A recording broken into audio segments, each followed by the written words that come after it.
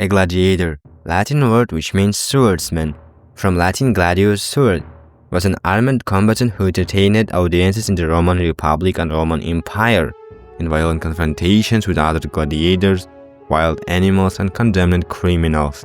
Some gladiators were volunteers who risked their lives and their legal and social standing by appearing in the arena. Most were despised as slaves, schooled under harsh conditions, socially marginalized, and segregated even in death.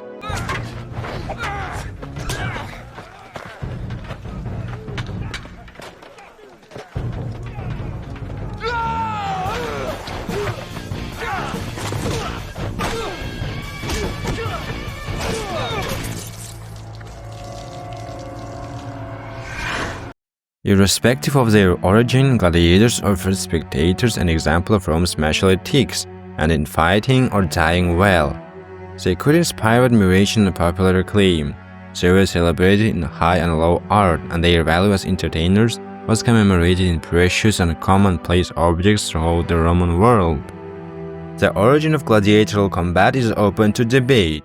There is evidence of its funeral rites during the Punic Wars of the 3rd century BC, and thereafter it rapidly became an essential feature of politics and social life in the Roman world. Its popularity led to use in even more lavish and costly games. The gladiator games lasted for nearly 1,000 years, reaching their peak between the 1st century BC and the 2nd century AD. A Roman gladiator was an ancient professional fighter who usually specialized with particular weapons and types of armor. They fought before the public in hugely popular organized games held in large purpose-built arenas throughout the Roman Empire from 105 BCE to 404 CE. As fights were usually to the death, gladiators had a short life expectancy, and so, although it was in some respects a glamorous profession, the majority of fighters were slaves, former slaves, or condemned prisoners. Without doubt, gladiator spectacles were one of the most watched forms of popular entertainment in the Roman world.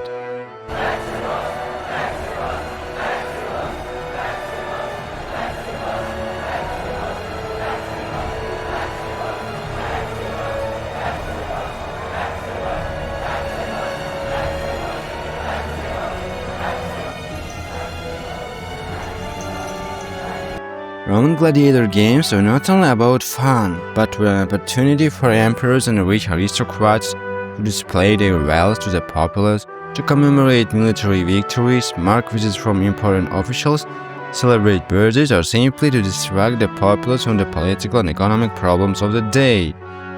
The appeal to the public of the games was the bloody entertainment and the fascination which came from contests which were literally a matter of life and death. Hugely popular events were held in massive arenas throughout the Roman Empire, with the Colosseum, the biggest of them all.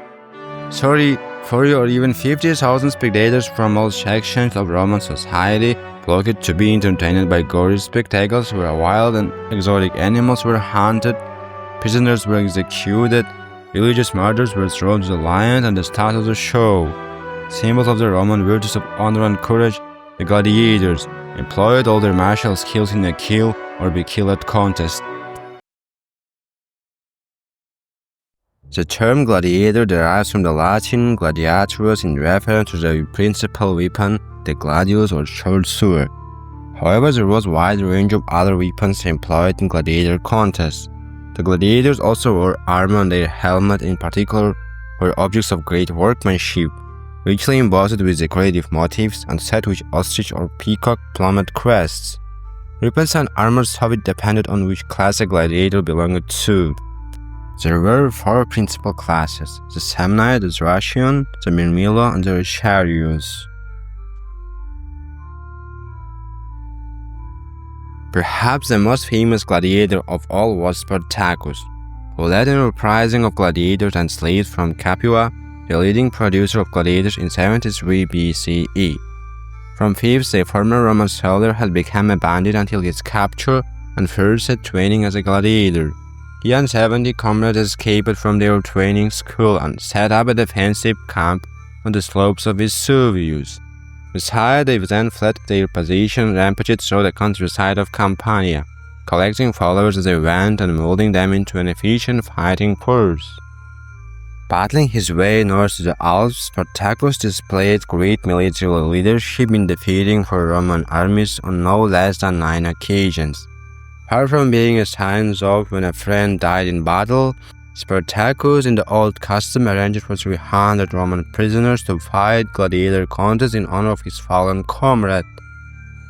After 2 years of revolt, the armies of Marcus Licinius Crassus finally cornered and crushed the rebels in Apulia and the south of Italy.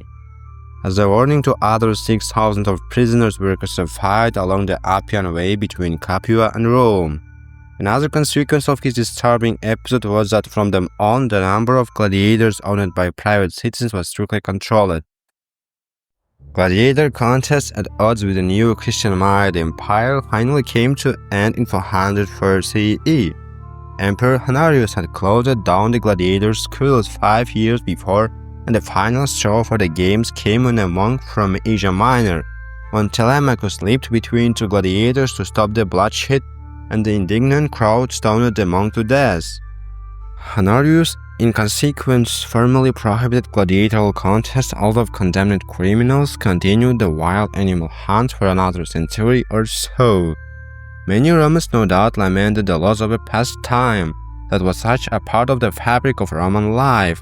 By the end of all things, Rome was near, for just 6 years later, the Visigoths, led by Alaric, would sack the internal city itself. Thanks for attention and subscribe to get more videos.